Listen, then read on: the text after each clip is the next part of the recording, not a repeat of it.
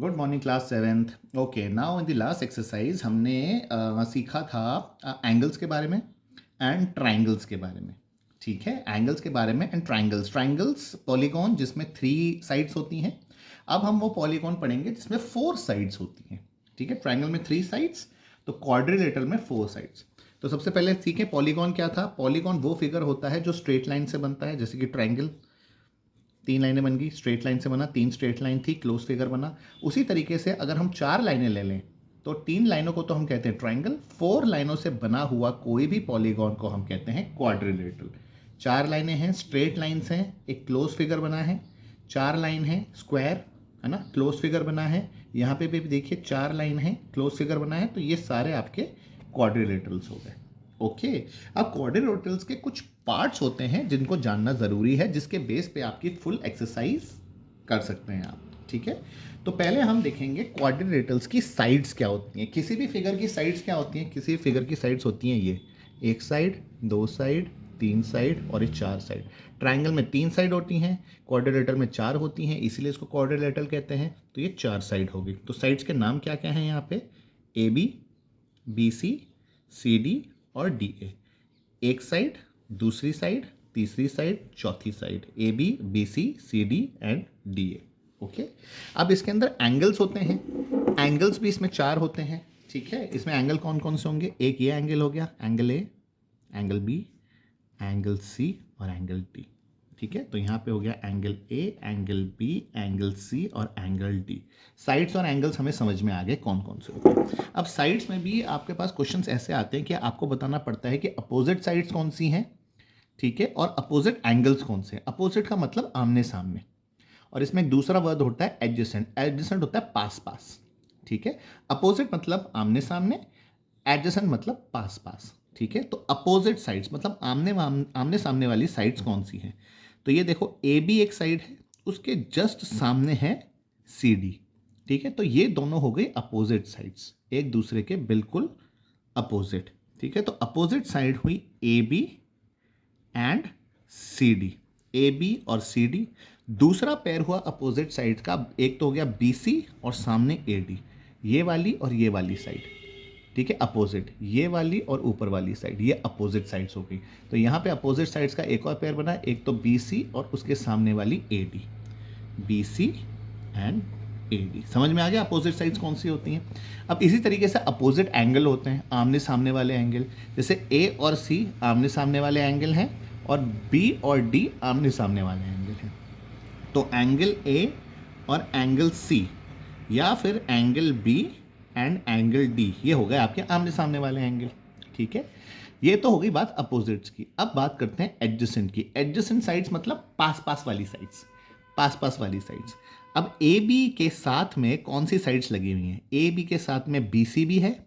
ठीक है, अगर मैं लेता हूँ ए बी के साइड में कौन सी लगी हुई है, तो ए बी के साथ है बी सी, और ए बी के साथ है ए डी बी। ये इसके साथ वाली साइड होगी, और ये साथ साथ वाली साइड्स होगी, ये और ये साथ हो गई, और ये साथ होगी, और ये साथ है, और ये पास पास वाली साइड्स हो गई। ठीक है, तो ए बी के साथ बी सी भी साइड में है और ए डी भी है। ठीक है, उसी तरीके से अगर मैं पूछूं सी डी के एडजेसेंट साइड कौन कौन सी हैं, भाई सी डी के एडजेसेंट बी सी भी हो सकती है और ए डी भी हो सकती है। सी डी के पास में बी सी भी हो सकती है और ए डी भी हो सकती है। ठीक है, ये इस तरीके से आपके होंगे एडजेसेंट साइड्स। और एडजेसेंट एंगल कौन से हुए, पास पास वाले एंगल। सपोज करो एंगल ए के पास वाले एंगल्स बताने हैं आपको, एंगल ए के एडजेसेंट एंगल्स। ए के पास में है बी, एंगल बी, और ए के पास है एंगल डी बी। ठीक है, अगर एंगल बी की बात करें, एंगल बी के एडजेसेंट एंगल्स कौन से हुए, एक तो हुआ एंगल ए, और इसके पास में हुआ एंगल सी, और इसके अपोजिट वाला कौन सा एंगल हुआ, ये अगर मैं बी को लूं तो बी के एडजेसेंट एंगल हुआ ए और सी, और अपोजिट हुआ डी। ठीक है, इस तरीके से इसको करना है। अब बात करते हैं हम डायगोनल्स की। डायगोनल्स क्या होती हैं, डायगोनल्स बेसिकली वो दो लाइनें होती हैं जो अपोजिट पॉइंट्स को जोड़ती हैं। जैसे कि ये क्वाड्रिलेटर बना हुआ है, ठीक है, अपोजिट पॉइंट्स, ये ए और सी अपोजिट है, तो अगर मैं इन दोनों को जोड़ दूं, ये मैंने एक लाइन खींच ली यहाँ से यहाँ, और इसके अपोजिट ये इन दोनों लाइन को जोड़ दूं, तो ये दोनों लाइंस बन जाएंगी डायगोनल्स। ए सी डायगोनल होगी ए सी और होगी बी डी। ये जो दो लाइनें बनी हैं क्रॉस में, ठीक है, ये हो गई आपकी डायगोनल्स। और यहाँ पे जो पॉइंट बीच में मिला, सपोज करो ये पॉइंट ए है, ये है डायगोनल का मीटिंग पॉइंट विच इज ओ। ठीक है, तो ये सारे पार्ट्स होते हैं क्वाड्रिलेटरल के। Sides, angles, okay, adjacent sides, adjacent angles, पास पास वाले एंगल्स, अपोजिट साइड्स, सामने आमने सामने वाली साइड्स, ठीक है, अपोजिट एंगल्स, ये अपोजिट एंगल्स हो गए बी डी, ठीक है, डायगोनल्स, ये दो डायगोनल्स, और ये आपका मीटिंग पॉइंट ऑफ डायगोनल। ठीक है, अब ये सारे पार्ट्स आपको अगर पता हैं तो आप एक्सरसाइज जो आपकी 4.5 है उसमें आप ये सारे क्वेश्चंस कर सकते हैं। इसमें भी आपको यही पूछा गया है, आपको बोला गया है draw a rough sketch of quadrilateral P Q R S. एक ऐसा क्वाड्रिलेटर बनाइए, पी क्यू आर एस नाम दीजिए उसको, उसकी डायगोनल्स बनाइए, draw any two diagonals, name them, उनका नाम लिखिए। Is the meeting point of the diagonals interior और the exterior of the quadrilateral. ये जो आपने दो डायगोनल्स बनाई हैं, इसका जो मीटिंग पॉइंट है ये क्वाड्रिलेटरल के अंदर है या क्वाड्रिलेटरल के बाहर है, ये आपको बताना है। तो आप क्वाड्रिलेटरल ड्रॉ करिए, डायगोनल्स बनाइए और उसके पॉइंट पे बताइए कि वो पॉइंट इंटीरियर में है कि एक्सटीरियर में है। अब दूसरा क्वेश्चन है draw a rough sketch of quadrilateral KLMN। KLMN आप एक क्वाड्रिलेटर बनाइए।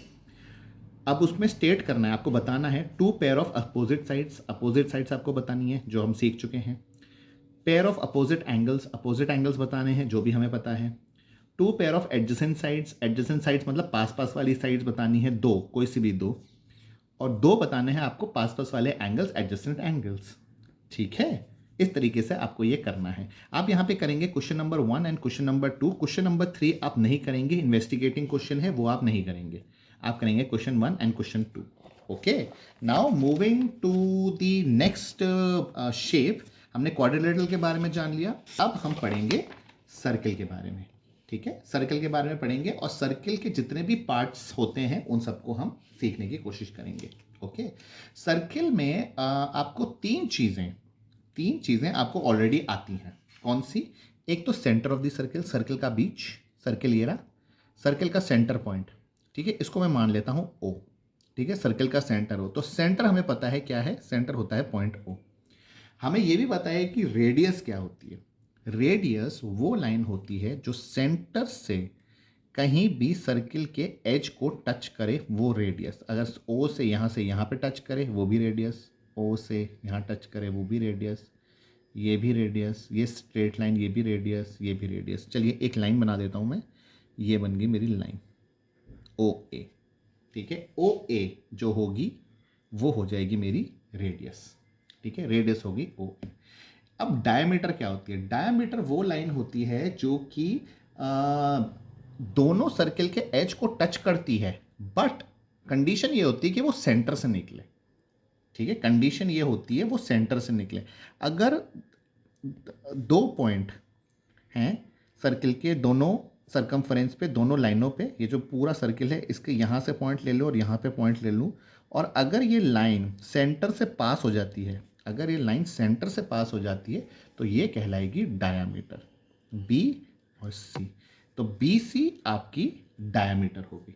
ठीक है, अगर मैं कोई लाइन खींचूं जो सर्कल के दोनों हिस्सों को जोड़े बट वो सेंटर से पास ना हो, तो वो क्या कहलाएगी? सपोज करो मैंने ये लाइन खींच दी, ये लाइन DE, ये लाइन है तो सर्कल के दो एंड के हिस्सों को टच कर रही है लेकिन वो सेंटर से पास नहीं कर रही, तो वो कहलाएगी कॉर्ड। कॉर्ड और डायमीटर में यही फर्क है। कोई भी लाइन सर्कल के दो हिस्सों को टच करे वो कहलाएगी कॉर्ड, लेकिन अगर वही लाइन सेंटर से पास हो जाती है तो वो बन जाती है डायमीटर। ठीक है, तो डायमीटर भी एक कॉर्ड है, क्योंकि कॉर्ड की कंडीशन क्या होती है? कॉर्ड की कंडीशन क्या होती है कि सर्कल एज को वो टच करे दोनों साइड पे। कॉर्ड की यही कंडीशन होती है, जो भी लाइन सर्कल के दो एज को टच करेगी वो कॉर्ड हो गई। लेकिन डायमीटर में क्या होता है? डायमीटर में सर्किल की एज को जो लाइन टच कर रही है उसमें एक कंडीशन और होती है कि वो सेंटर से पास होनी चाहिए। ठीक है, तो कोई भी लाइन जो सर्किल की एज को टच कर रही है दो साइड से, वो हो गई कॉर्ड, और अगर वो सेंटर से पास हो रही है तो वो हो गई डायमीटर। ओके, समझ में आया? तो हमें पता चल गया centre, radius, diameter and chord.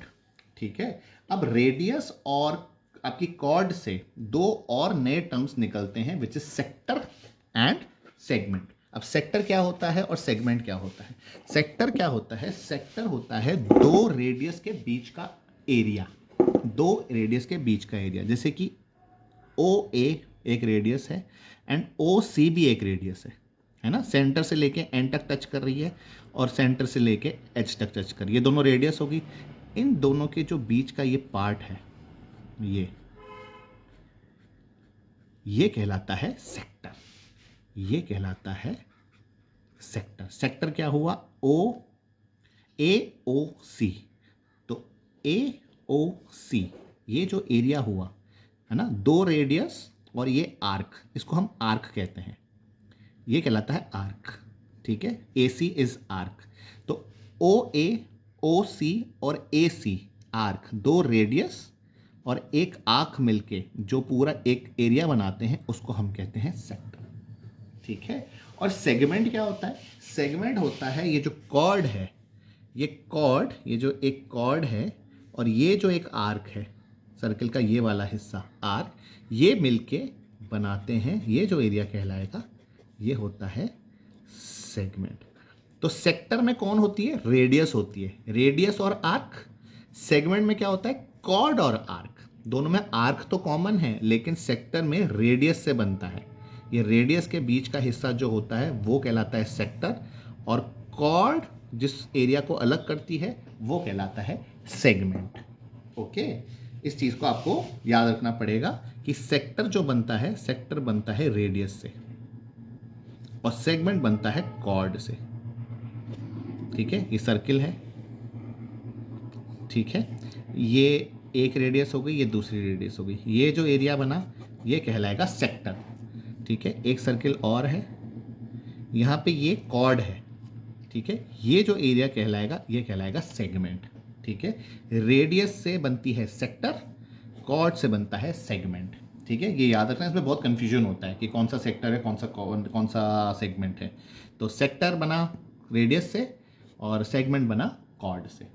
Okay, diameter is a cord. क्या डायामीटर एक कॉर्ड होती है? बिल्कुल होती है, क्योंकि डायामीटर कॉर्ड का क्या होता है? कॉर्ड में क्या कंडीशन है? सर्किल की एजेस को टच करनी चाहिए लाइन।